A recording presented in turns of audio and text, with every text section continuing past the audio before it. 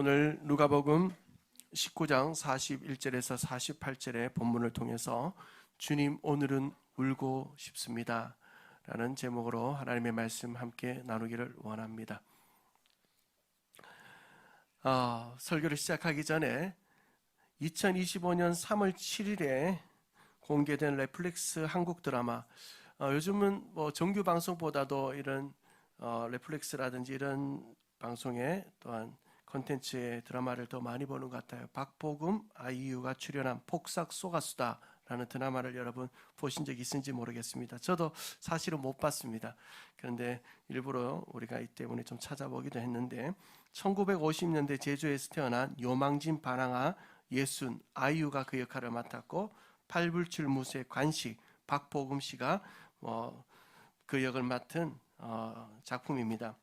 한 번은 애순이가 병을 앓고 있는 남편 관식에게 내년 가을에는 장가게 가서 남편 구경하자라는 대사 때문에 장가게가 있는 장자제시에서, 중국에 있는 장자제시에서 이 폭삭 속았수다 전체 드라마 배우들과 제작진들을 초대하려는 초대장을 보내기도 한 그런 드라마라고 합니다.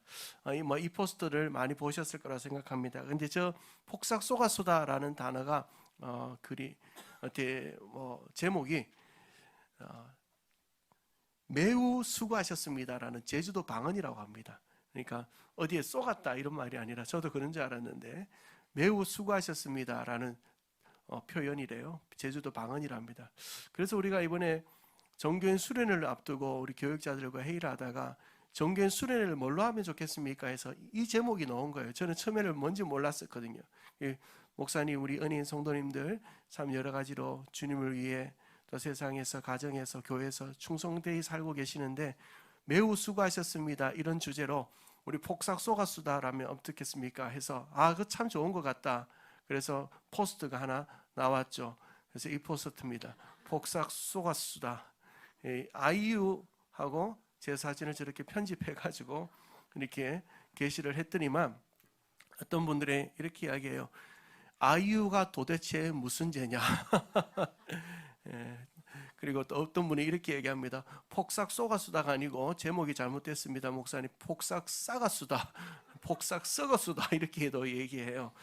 제가 그런 분들에게 요즘 이 드라마에서 가장 유행하더라고요. 학시. 여러분 아시는지 모르겠습니다. 일부 예배 때는 다들 잘 아시더라고요. 일부러 좀 찾아보면서 그렇게 해보기도 했습니다. 제가 이렇게 말씀드리는 이유는 설교 시간에 특별한 경우가 아니고는 다른 이야기를 잘 하지 않는데 말씀드리는 이유는 이번 정교인 수련회 다 가자, 이게 결론입니다. 그러니까 이번에 다 참여하셔서 하나님께서 우리 성도님들을 위로하고 격려하고 참 수고했다라고 하나님의 손으로 등 두드려 주시는 은혜를 입는 이번 수련회가 될 줄로 믿습니다. 그래서 5월 4일, 5일 양일간 진행되는 수련회에 여러분 일정을 미리 좀 조절하셔서 함께 참여해 주시면 참 좋겠습니다. 자, 이제 우리 수련회 이야기는 이쯤 하고, 우리 지금 사순절 보내고 있습니다. 사순절 40일의 기간입니다. 부활절부터 앞으로 40일, 그러니까 6번의 주일을 제외한 40일을 우리가 사순절로 보냅니다. 모세가 시내산에서 40일 금식하고 출애굽의 여정 40일, 엘리야의 기도 40일, 예수님의 40일 금식 기도 등과 같이 성경에서 40이라는 숫자는 철저한 준비의 시간을 얘기합니다.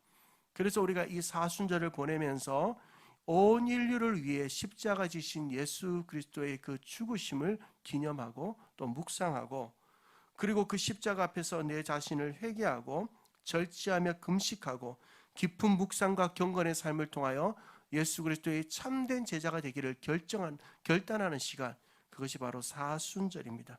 이 사순절 가운데 클라이막스가 있다면 바로 그것은 다음 주 주일 종려주일로부터 시작되는 고난주간 한 주간입니다.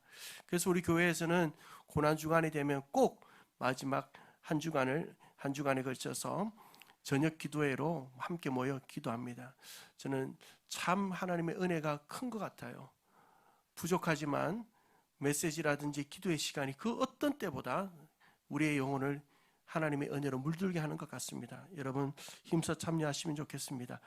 어찌하든 예수님께서는 다음 주 예루살렘으로 입성하게 됩니다.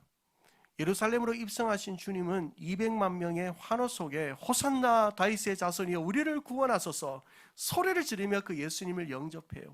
환영합니다. 그런데 사람들이 종려나무 가지를 흔들어요. 종려나무 가지. 그래서 이 종려나무 가지를 흔들었다고 우리가 다음 주는 종려주일이다라고 부르기도 합니다. 그런데 참 이상한 건요, 그렇게 예수님께서 예루살렘으로 입성하셔서 종려나무 가지를 흔들고 그렇게 환호하던 사람들이 불과 시간이 얼마 흐르지 않아 예수님을 십자가에 못 박으라고 소리 지르게 됩니다. 우리 그 고난의 예수님, 우리를 위해 십자가 주신 주님 묵상하며 그 기름을 우리도 걷기를 결단하는 이 사순절 될 수 있게 되기를 주님으로 축복합니다. 예루살렘에 주님 오셨습니다. 그리고 며칠이 지나서 예수님께서 감람산이라는 것을 올라가십니다. 감람산에 오르니까 그 눈앞에 예루살렘이 쫙 펼쳐 보이는 거예요. 예루살렘이 얼마나 아름답던지요. 역사학자들의 얘기를 하면 그림과 같은 도시였다라고 합니다. 아름다운 성전, 태양빛에 빛나는 그 성전의 그 지붕을 보며 많은 사람들이 매료됩니다. 그리고 예수님을 향하여 사람들은 환호합니다. 기뻐합니다.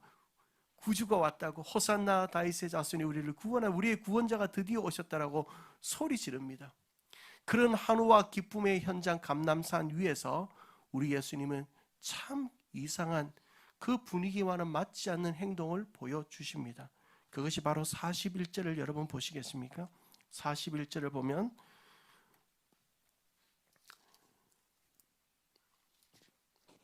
가까이 오사 성을 보시고 우시며 라고 합니다. 우리 주님이 우시는 거예요. 사람들은 기뻐하고 환호하고 그 아름다운 예루살렘의 광경에 그 정경에 매료되어 있는데 우리 주님은 우시는 거예요. 예수님께서 우셨다는 기록은 성경에 세 군데 나오죠. 첫 번째는 나사로가 죽은 무덤 앞에서 우셨습니다. 두 번째는 여기 바로 예루살렘에 오셔서 예루살렘을 내려다 보시며 우셨습니다. 그리고 마지막 세 번째는 겟세마네 동산에서 십자가를 지시기 전날 밤 우셨습니다. 그런데 나사로의 무덤 앞에서 울었던 그 울음은 다크루라는 헬라어 단어를 사용하는데 그냥 속으로 우신 거예요. 얼마나 슬펐던지 사랑하는 내 친구 나사로가 죽자 속으로 우십니다. 그런데 이 예루살렘을 보시며 우시는 예수님의 눈물은 다크로가 아니라 에클라우센이라는 단어인데 엉엉 우시는 거예요. 소리내어 엉엉 우십니다. 여러분, 사람들이 다 기뻐하고 환호하고 즐거워하고 만족해하고 있는데 그 속에서 우리 주님이 엉엉 울어요. 소리내어 울어요. 왜 우실까요? 왜 우리 주님이 우시느냐는 거예요. 왜요? 무엇 때문에요? 우리가 오늘 말씀을 통해 그 이유를 좀 알아가며 우리 주님의 눈물이 오늘 우리의 눈물이 되기를 소망해 보기를 소망합니다. 그 첫 번째 이유는 사람들이 참된 평화를 몰랐기 때문입니다. 참된 평화를 몰랐다. 여러분 42절 본문을 같이 한 번만 더 읽어보시겠습니까? 시작. 이르시되 너도 오늘 평화에 관한 일을 알았더라면 좋을 뻔하였거니와 지금 내 눈에 숨겨졌도다. 자, 사랑하는 성도 여러분, 예수님이 말씀하죠. 너희들이 평화에 대해서 알았으면 참 좋았을 건데 라는 말씀은 뭐예요? 너희들이 평화에 대해서 모르고 있다는 말 아니에요. 너희들이 평화에 대해서 좀 알았으면 좋았을 건데 너희들이 지금 평화를 모르고 있구나. 그런데 이 말씀을 좀 더 구체적으로 이해하려면 주님께서 하시는 이 말씀은 평화에 대해서 그들이 전혀 모른다는 이야기가 아니라 평화에 대해서 알고 있기는 한데 가짜 평화에 대해서 알고 있다는 말씀입니다. 왜냐하면 예루살렘이라는 이 성의 이름조차가 어떤 뜻인가 하면 평화의 도시라는 뜻을 가진 도시입니다. 예루살렘에는 평화, 사람들이 추구하는 평화, 사람들이 생각하는 평화로는 가득했습니다. 그런데 그 평화가 진짜가 아니었다는 사실입니다. 모니터가 안 나오는데 갑자기. 진짜가 평화가 아니었다는 거예요. 여러분, 이 예루살렘에서 추구되던 평화는 어떤 평화였는가 하면 그 평화의 정체는 로마가 팍스 로마라는 여러분 단어를 들어보셨습니까? 팍스 로마, 팍스라는 게 평화잖아요. 그러니까 로마의 평화. 당시 로마는 세계의 최강대국이었습니다. 로마가 추구하던 평화는 힘으로 지배되는 평화였습니다. 힘으로 얻어지는 평화였습니다. 힘으로 쟁취되는 평화를 원했습니다. 그리고 그 평화는 예루살렘 도시에 있는 수많은 사람들에게도 바라고 기대하는 평화였습니다. 힘으로 쟁취되는 평화, 힘으로 얻어지는 평화, 그런 힘을 가진 우리의 구주가 와서 우리로 하여금 저 로마로부터 정치적으로 해방시켜줄 구원자, 그 평화를 기대하고 있었다는 거예요. 그건 진정한 평화가 아니었습니다. 그래서 당시에 예루살렘을 향하여서는 샬렘이라 부르지만, 샬렘이 평화잖아요. 부르지만 샬렘이 아니고 솔리마다라고 합니다. 솔리마다라는 것은 가식적인 것, 거짓을 뜻하는 거예요. 그러니까 예루살렘의 평화는 참된 평화가 아니다라고 하는 거예요. 그러면 이런 거짓된 평화에 빠진 예루살렘의 모습은 어떠했는가? 전쟁이 끊임없었습니다. 정의와 공의가 무너져 있었습니다. 음란과 우상 숭배가 가득했습니다. 돈과 명예와 권력을 탐하는 강도의 소굴이 되어져 있습니다. 지도자들은 자신의 이익을 차리기에 정신이 없었고, 서민들은 날이 갈수록 살기 힘들어졌고, 정치는 타락했고, 종교는 썩어 문드러져 있었고, 심지어는 예수 그리스도를 향하여 호산나 다윗의 자손이여 우리를 구원하셔서 소리 지르지만 머지않아 그들은 예수님을 십자가에 못 박으라고 하는 어리석은 인생이 되어져 있었다는 거예요. 이것이 거짓에 빠진 평화, 거짓의 평화에 빠진 예루살렘의 모습이었습니다. 우리 주님이 너들 정말로 평화를 알았으면 좋을 텐데, 거짓에 빠진 그 예루살렘 도시의 사람들을 향하여 말씀하시며, 주님은 너희들이 참된 평화를 알기를 원한다라는 말씀을 하고 계신 거예요. 참된 평화. 참된 평화가 뭘까요? 예수님이 원하시는 참된 평화, 알기를 원하는 참된 평화, 오늘 이 자리에 있는 우리가 알기를 원하는 참된 평화가 뭘까요? 요한복음 14장 27절, 평안을 너에게 끼주노니 곧 나의 평안을 너에게 주노라. 내가 너에게 주는 것은 세상이 주는 것과 같지 아니하니라. 너희 마음에 근심하지도 말고 두려워하지도 말라. 아멘이십니까? 예수 그리스도는 이 평화를 원하는 거예요. 이 평화가 어떤 평화입니까? 바로 예수 그리스도 그 자체를 말씀하는 거예요. 우리 예수님을 말씀하는 거예요. 평화의 왕으로 오신 그 분을 얘기하는 거예요. 사랑하는 성도 여러분, 사람이 언제부터 불행을 느끼기 시작했습니까? 그것은 하나님과 연합된 그 관계가 깨어지면서부터 온 인류에는 불행이 찾아왔습니다. 죄가 찾아옴으로 말미암아 불행이, 깨어진 평화가, 가짜 평화가 찾아들기 시작했습니다. 사람들은 그 평화를, 그 하나님과부터 멀어진 그 관계 속에 찾아든 그 평화를 잃고 나서는 가짜 평화에 빠져 사람들은 살아가기 시작했습니다. 그 거짓된 평화에 속고 살아가고 있고 빠져 살아가고 있고 인생을 허비하게 되었습니다. 이것을 두고 보실 수 없는 우리 하나님께서 독생자 예수 그리스도를 이 땅에 보내셔서 하나님과 우리 사이를 갈라놓은 그 죄의 문제를 해결하시기 위하여 우리 주님이 십자가에 죽으시고, 그분의 죽으심의 공로의 은혜에 말미암아 우리가 하나님과 연합되는 길이 새롭게 열려진 줄로 믿습니다. 그래서 누구나 그 예수 그리스도가 나의 죄를 위하여 죽으시고, 그분이 내 삶의 주인이 되시고, 그분과 함께 살기를 결단하고 그분의 말씀을 따라 순종하며 살아간다면 우리는 다시 하나님과 연합되어 참된 평화를 누리게 되는 줄로 믿습니다. 여러분, 근데 이 참된 평화를 예루살렘 사람들은 몰랐습니다. 오히려 짓밟았습니다. 십자가에 내어줬습니다. 사랑하는 성도 여러분, 그래서 우리 주님이 울고 계신 겁니다. 주님이 십자가에 못 박힌 것이 억울해서 우는 거 아닙니다. 그 죄악의 도성에 내가 발을 도려놓은 것이 실수여서 우는 것이 아닙니다. 불쌍해서 울고 있습니다. 안타까워서 울고 계십니다. 거짓의 평화에 빠져 살아가는 저들, 참된 평화가 왔음에도 불구하고 알지 못하는 저들, 그 영혼들이 불쌍해서 울고 있는 거예요. 자, 여러분, 그렇다면 오늘 우리는 어떻습니까? 저와 여러분은 어떻습니까? 참된 평화를 알고 계십니까?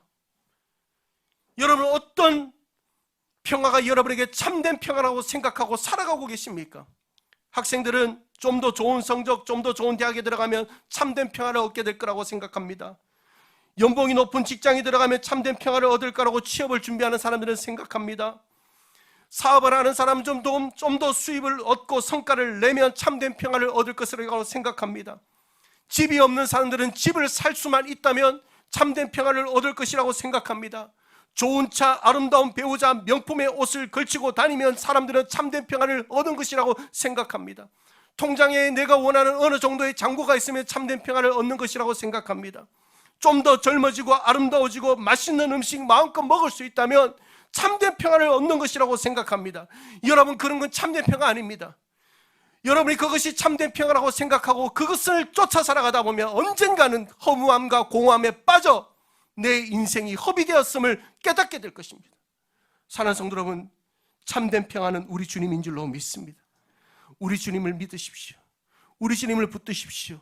그리고 하나님과 연합된 삶을 살아가십시오.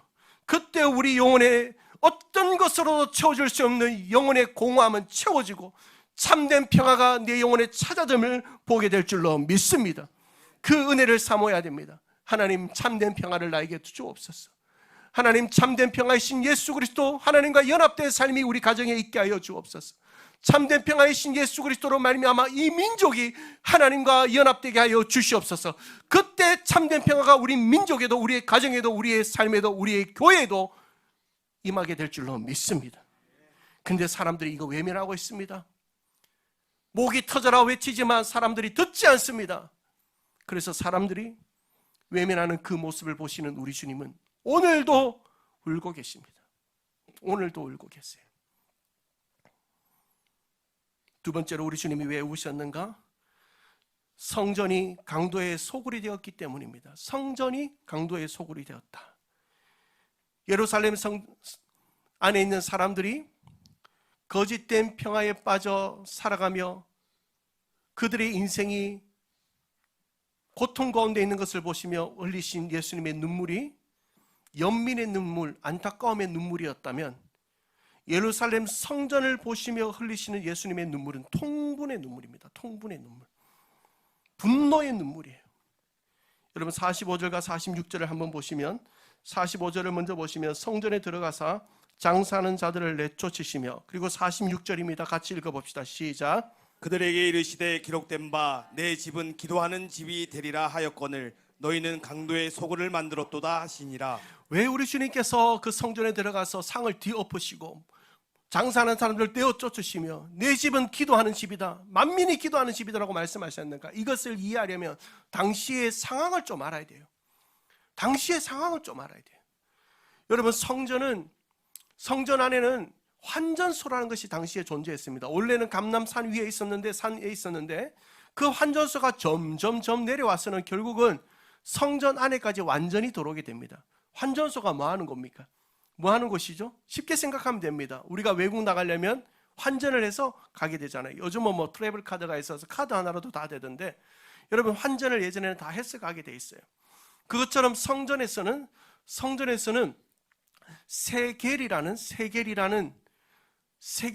단위 화폐 단위를 만들어 놓고는 어떤 돈을 가지고 왔던 그 돈을 다시 세겔로 환전해야 했습니다.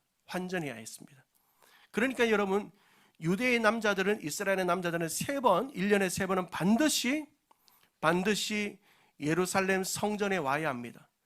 그러니까 먼 나라에 살던 사람, 다른 나라에 살던 사람 모두가 1년에 3번은 예루살렘 성전에 와야 합니다. 그러니까 각자가 자기가 나라에서 사용하던 돈을 가지고 올 거 아닙니까? 뭐 달러를 가져오기도 했고, 지금 같으면 뭐 베트남의 동을 가지고 오기도 했고, 뭐 우리나라 같으면 하나를 가지고 오기도 했을 겁니다. 그러면 성전에서 돈을 드리려면 세겔이라는 돈으로 바꿔야 합니다. 근데 바꾸는 과정에서 이 환전 수수료가 어마어마한 거예요. 10만 원을 바꾸는데 한 5만 원, 4만 원 환전 수수료를 툭 떼버리는 거예요. 여러분, 이건 강도짓입니다. 있을 수가 없는 일입니다. 그러니까 환전소는 가만히 앉아서 돈을 쓸어 담습니다. 그러니까 성전은 가장 부유한 곳이 됩니다. 그래서 당시에 중앙은행의 역할을 성전이 감당할 정도였습니다. 그러면 이 환전소는 주로 누가 운영했을까요? 다른 사람이 아니에요. 바로 대제사장들의 가족들이 딱 꿰차고 있는 거예요. 대제사장의 가족들이 딱 꿰차고는 그 돈을 폭리를 취하여 자신들의 배를 불리고 있는 거예요. 이뿐만 아니라 사람들이 예루살렘 성전에 올 때는 재물을 가지고 오게 됩니다. 재물. 양도 가지고 오고 염소도 가지고 오고 가난한 사람들은 비둘기도 가지고 오게 되잖아요. 성전에 재물을 드리려고. 그런데 이 재물을 가지고 오면 이 재물을 확인하는 재물 검사관들이 따로 있습니다. 이 재물이 하나님께 드리기에 적합한 것인지를 확인하는 사람들이에요. 그런데요, 그 사람들이 가지고 온 재물들은요, 그냥 이유 같지도 않은 이유로 다 불합격시켜버리는 거예요. 비둘기 눈을 보면서 눈빛이 안 좋아. 비둘기는 원래 눈빛이 좀 안 좋은 것 같아요. 눈빛이 안 좋다고 안 된대. 그럼 어떻게 해야 됩니까? 어떡합니까? 나 하나님께 재물을 드려야 된대. 성전 안에서 파는 재물이 있으니까 그거 구매해오라 하는 거예요. 그런데 그 금액이 시중에서 파는 것보다 17배에서 18배 가까운 폭리, 너무나 비싼 가격으로 파는 거예요. 그런데 더 기가 막힌 거는 비둘기를 사서 왔는데 비둘기 날개가 찢어져 있어. 양을 가지고 염소를 사왔는데 피부에 병이 있고 다리가 이상해. 그런데도 성전 안에서 사온 재물들은 다 합격. 내가 가지고 온 거는 다 불합격. 강도짓이죠. 이런 일들이 당시 성전 안에서 일어나고 있으니 우리 주님이 그 모습을 보면서 어찌 통분을 느끼지 않겠어요? 예루살렘 성전, 하나님께서 임재하시는 거룩한 곳이어야 하고 가난한 자나 부한 자나 누구나 하나님 앞으로 나아갈 수 하나님을 만나는 장소여야 하고 하나님의 나라의 진리와 공의와 통치가 이 땅 가운데 임하도록 하기 위하여 세워진 거룩한 장소여야 하는데 강도의 소굴이 되어져 있고 폐역한 도성의 타락의 상징이 되어져 있고 순금으로 빛나는 오색 찬란한 빛을 내는 저 성전의 돔은 세상에 각종 오물의 냄새들을 풍겨내는 그런 장소가 되어 있으니 우리 주님이 어찌 통분을 느끼지 않는가요? 그래서 우리 주님이 우시는 거예요. 그리고 성전으로 들어가서 그 상을 뒤엎어버리신 거예요. 사랑하는 성도 여러분, 그렇다면 오늘 이 시대의 성전을 보면 우리 주님은 어떻게 느끼실까요? 이 시대의 성전, 이 시대의 성전이 어디예요? 고린도전서 3장 16절 같이 읽습니다. 시작. 너희는 너희가 하나님의 성전인 것과 하나님의 성령이 너희 안에 계시는 것을 알지 못하느냐? 성전이 어디래요? 우리라는 거예요. 우리 자신을 보며 주님께서 너희가 너희의 성전, 하나님의 성전인 것을 모르느냐? 성전이 강도와 같이 하나님조차도 속이려고 하고 외식하는 자처럼 거룩의 능력 없이 종교적인 행위만 남아있지는 않느냐?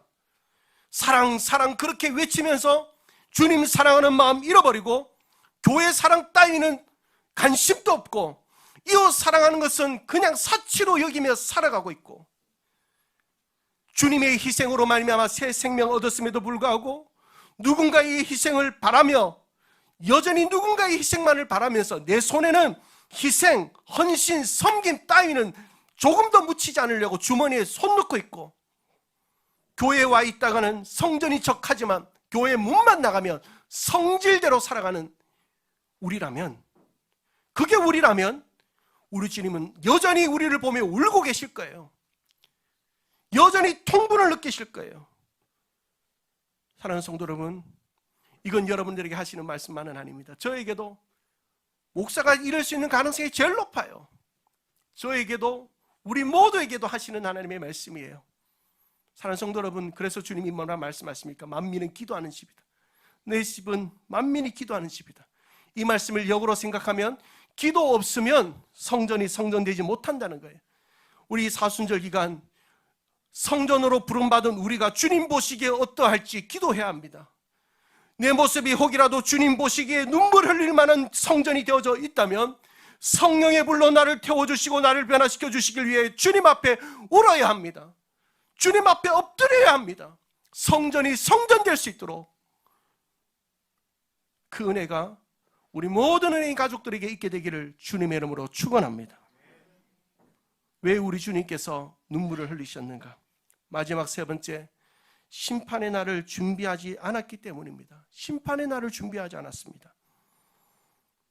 43절을 보시면 날이 이를지라 라고 말씀합니다. 날이 이를지라. 여기에서 예수님께서 말씀하시는 날이 이를지라 라는 것은 예루살렘에 임할 심판의 날이 임한다라는 예언적인 메시지입니다. 그리고 이 예언의 메시지는 정확하게 40년 후에 이루어지게 됩니다. 이건 역사적인 사실이에요. 여러분, 그냥 목사가 성경에 있는 어떤 신화적인 얘기를 하는 게 아니에요. 역사적인 지금 사실을 얘기하는 거예요. AD 70년경에 로마의 황제 베스파시아누스라는 황제의 아들 티토를 이 예루살렘 정복을 위하여 보내게 됩니다. 그리고 이 티토는 감람산 위에 서서 예루살렘을 내려다봐요. 감람산 위에 서면 예루살렘이 다 보이는 거죠. 그래서 어떻게 저 성을 점령할까? 그래서 토성을 쌓아요. 쥐새끼 한 마리도 들어가지도 나오지 못하도록 꽁꽁 포위해버립니다. 그리고 나서 그 성을 점령하기 시작합니다. 근데 그때 티토와 함께 그 현장을 눈으로 보며 눈으로 밟았던 한 사람이 있습니다. 그 사람은 바로 티토 장군의 통역관 역할을 감당했던, 우리가 성경을 이해하고 해석하는데 아주 중요한 역사학자가 하나 있는데 요세푸스라는 유명한 역사가입니다. 이 역사가가 당시의 처참한 상황을 글로 딱 남겨놨어요. 한번 들어보십시오. 그 당시에 예루살렘에 임한 심판으로 당한 예루살렘 성의 처참한 모습들입니다. 기근이 널리 확대되어 모든 집과 식구들에게 덮쳤다. 다락에는 먹을 것이 없어 죽어가는 여자들과 아이들로 가득 찼고 거리는 늙은이들의 시체로 가득 채워져 버렸으며 살아있는 아이들과 젊은이들은 모두 먹지 못해서 퉁퉁 부은 얼굴로 망령처럼 거리를 배회하다가 쓰러져 버렸다. 어떤 사람은 다른 사람의 시체를 처리하다가 자신이 시체 앞에 쓰러져 버렸고 또 다른 남은 사람들은 자기에게 죽음이 오기 전에 스스로 관에 들어가서 누워버렸다. 로마의 군인들이 예루살렘을 점령한 뒤 약탈한 것을 얻기 위하여 집에 들어갔을 때 그들은 전 가족이 다 죽어 있는 것을 보았고 다락에 시체들만 가득한 것을 보았을 뿐이다. 예루살렘 거리는 로마 군인들에게 죽임을 당한 유대인들의 피로 작은 시내를 이룰 정도였다라고 기록하고 있습니다. 역사학자가 남긴 사실적 기록이에요. 어떤 소문들이 또 돌기도 했는가 하면 이스라엘의 사람들, 유대인들은 돌과 돌 사이에 금은 보화를 숨긴다는 거예요. 돌과 돌 사이에, 우리는 어른들 옛날에 보면 이불 밑에다 잘 숨겼는데 돌과 돌 사이에 금은 보화를 숨긴대요. 그러니까 로마 군인이 예루살렘에 도착하자마자 돌과 돌 사이에 금은 보화가 있을까 봐 돌을 다 떼어내는 거예요. 그러니까 어떤 일이 발생했어요? 예수님 말씀하신 것처럼 돌 위에 돌 하나도 남지 않는 일들이 실질적으로 발생하는 거예요. 그리고 오늘 본문에도 나오잖아요. 너희 자녀들이 땅에 메어쳐 죽게 될 거다. 땅에 메어쳐, 너희 자녀들이. 로마 군인들이 아이들을 어떻게 사살하게 했냐면 아이들의 두 다리를 잡고는 번쩍 들었어요. 땅에다 찍어서 아이들을 죽이는 거예요.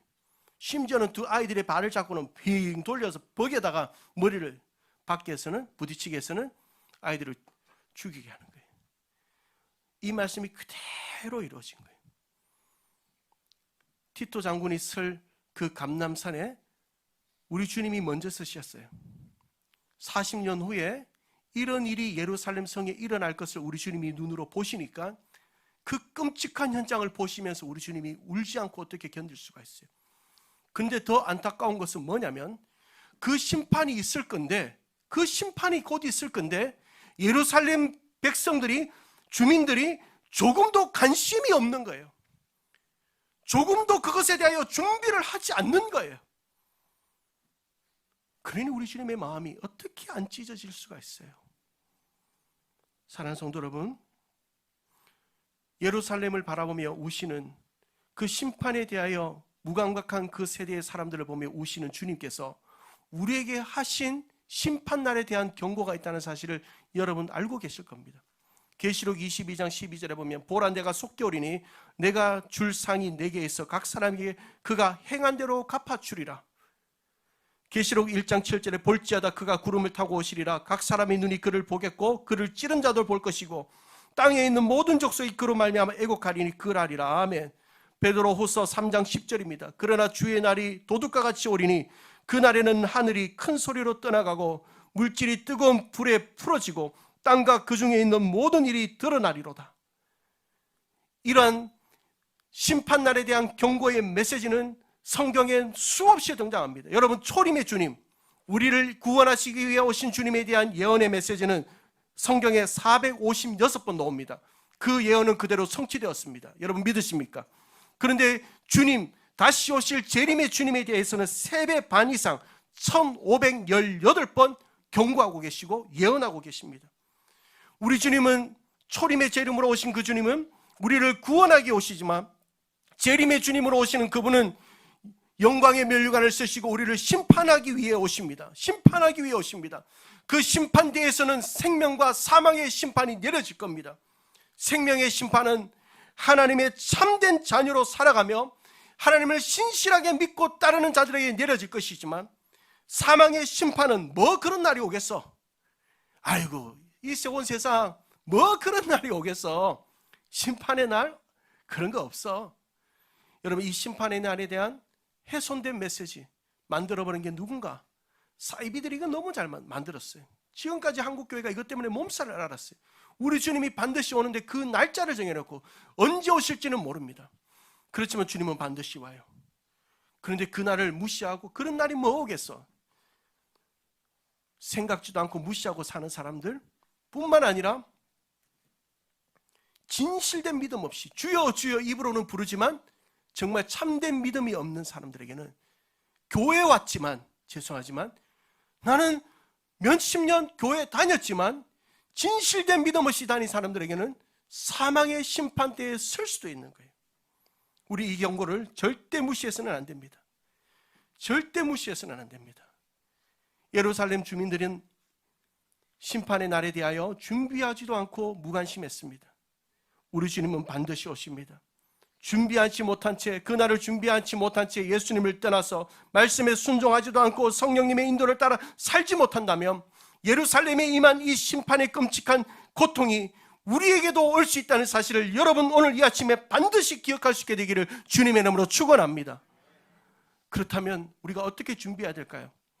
우리 주님 오시니까, 이제 우리 주님 언제 오실지 모르지만 주님 오시니까 우리 아무것도 하지 말고 멍하니 먼 하늘만 보고 있자. 아닙니다. 성실하게 사십시오. 주님이 오늘 밤에 온다 할지라도 오늘 하루를 내게 주어진 일에 최선을 다하며 사는 거예요. 땀 흘리며 사는 거예요. 정직하게 사는 거예요. 성실하게 사는 거예요. 그리고 데살로니가전서 5장 23절의 말씀입니다. 평강의 하나님이 친히 너희를 온전히 거룩하게 하시고 또 너희의 온 영과 혼과 몸이 우리 주 예수 그리스도께서 강림하실 때에 흠없게 보존되기를 원하노라. 아멘이십니까? 우리 주님 오시는 그날까지 우리의 영혼이, 오늘 밤에 주님이 오신다 할지라도 내가 신실하신 하나님의 신부로, 거룩한 하나님의 신부로 주를 위하여 살다가 주님 오시는 날 영광 가운데 주님을 맞이하는 우리 모든 은혜인들 되기를 주님의 이름으로 축원합니다. 그런데 우리 주님이 오늘도 울고 계신 이유가 뭐예요? 사람들이 여기에 관심 없어요. 세상 사람들은 말할 것도 없고요. 죄송하지만 혹시라도 오늘 목사님 왜 저렇게 열을 내시나 하실 수 있겠지만, 이렇게 안타까운 이야기를 불붙는 마음으로 전하는데도 아이고 목사님 전 별 관심 없어요. 저는 주님 오시는 날 별 잘 모르겠어요. 그냥 이제 3대지 했으니까 설교 곧 끝나시겠네요. 그것만 생각하고 있어요. 그런 사람들이 교회 안에도 있을 수 있다는 거예요. 여러분, 우리가 깨어 기도해야 합니다. 주님 오신 날에 대한 관심을 가져야 합니다. 그렇지 않다면 그 주님의 눈물은 오늘 우리를 향한 눈물이 될 겁니다. 사랑하는 성도 여러분, 이 주님의 눈물을 보시면서 여러분 어떤 마음이 드세요? 거짓된 평화에 빠져 살아가는 예루살렘 사람들, 성전이 강도의 소굴이 된 예루살렘 사람들, 심판에 대하여 관심 없이 준비하지 못한 채 살아가는 예루살렘 사람들을 보면서 울고 계신 그 예수님의 눈물을 보시면서 여러분 어떤 생각 드세요? 하나님의 자녀라면 저는 당연히 우리 마음 가운데 그 눈물이 오늘 우리의 눈물이 되어야 됨을 느낄 거라고 저는 생각합니다. 사랑하는 성도 여러분, 우리 주위에는 거짓된 평화에 빠져 살아가는 사람들이 없으십니까? 성전이 강도의 소굴이 된 것 같이 살아가는 사람들은 없으십니까? 주님 오실 날에 대하여 무감각하고 준비하지 못한 채 살아가는 사람들은 없으십니까? 그들을 우리가 알고 있노라면, 그들을 보고 있노라면, 이 시대를 우리가 보고 있노라면 우리의 눈에서 눈물이 나는 일은 당연해야 할 겁니다. 이렇게 생각하실 수도 있을 거라 생각합니다. 뭔 교회에서 그렇게 눈물에 대해서 얘기하냐? 교회는 기쁜 곳이어야 되지. 그래요. 우리 은행교회는 참 밝습니다. 성도들이 잘 웃고 기뻐하고 서로 막 안아주기도 하고 참 좋은 교회입니다. 그러나 여러분, 그 기쁨이 눈물로부터 시작되지 않으면 그 기쁨은 세상의 기쁨과 다를 게 없습니다. 주님 앞에 나와 마른 눈을 가진 성도들보다 젖은 눈을 가진 성도들이 모여 하나님의 은혜에 감격하며 흘린 눈물을 가지고 서로를 부둥켜 안는 교회야말로 참된 하나님의 은혜로운 교회가 될 줄로 믿습니다. 사랑하는 성도 여러분, 우리 다시 그 주님의 눈물을 우리의 눈에 담으면 좋겠습니다. 이 사순절을 이제 약 3주 앞둔 이 시점, 주님이 우리를 위하여 예루살렘 성을 향하여 흘리신 그 눈물이 내 눈물이 되어 우리 가정을 향하여 울고, 우리 자녀들을 향하여 울고, 우리 교회를 향하여 울고, 이 민족을 향하여 울 때 그 눈물이 다시 이 민족을 살릴 것이고, 다시 성전을 일으켜 세울 것이며, 다시 생명을 얻은 하나님의 거룩한 백성으로 일어나 빛을 발하는 하나님의 사람들로 살게 하실 줄로 믿습니다. 주님, 오늘은 울고 싶습니다 라는 글 하나, 한 선교사님의 기도와 같은 글 하나를 소개하며 그 중에 일부를 소개하며 말씀을 마치겠습니다. 주님, 오늘은 울고 싶습니다. 주님의 은혜가 제게 너무 커서 오늘은 울고 싶습니다. 주님, 오늘은 울고 싶습니다. 저의 죄가 너무 커서 오늘은 울고 싶습니다. 주님, 오늘은 울고 싶습니다. 하늘을 그리워해야 하는데 아직도 저의 그리움이 이 땅에만 너무 크게 남아있어서 그래서 오늘은 울고 싶습니다. 주님, 오늘은 울고 싶습니다. 예루살렘 성읍을 보시고 우신 예수님께서 예수님처럼 하나님의 심판을 향해 달려가는 세상으로 인해 그들을 품고 오늘은 울고 싶습니다. 주님, 오늘은 울고 싶습니다. 나사로의 죽음 앞에서 사망 권세로 고통하는 영혼들을 보시고 우신 예수님처럼 사망의 권세의 노예로 살아가는 영혼들을 품고 오늘은 울고 싶습니다. 주님, 오늘은 울고 싶습니다. 십자가를 앞두시고 땀이 흘러내리는 핏방울처럼 되기까지 하나님 아버지 앞에 통곡하시고 울부짖으신 예수님처럼 그렇게 울고 싶습니다. 주님, 우리도 이런 눈물을 흘릴 줄 아는 하나님의 사람 되게 하여 주옵소서.